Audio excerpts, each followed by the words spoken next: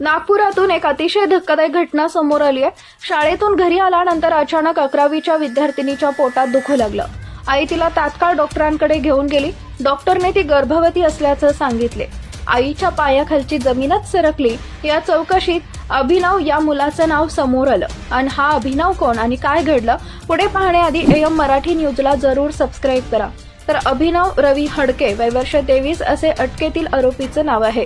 पीडित मुलगी 11व्या वर्गात शिकते। ती रोज सकाळी अंबाझरी उद्यानात फिरायला जात होती। ऑक्टोबर 2023 मध्ये तिची ओळख अभिनव याच्याशी झाली। दोघांमध्ये मैत्री झाली। अभिनवने तिला प्रेमाच्या जाळ्यात अडकवले। तिला घरी घेऊन जात अश्लील चाळे केले।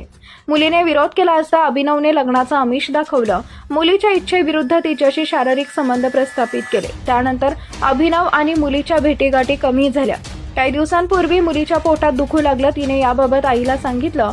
आई तिला डॉक्टरकडे घेऊन गेली। डॉक्टरने ती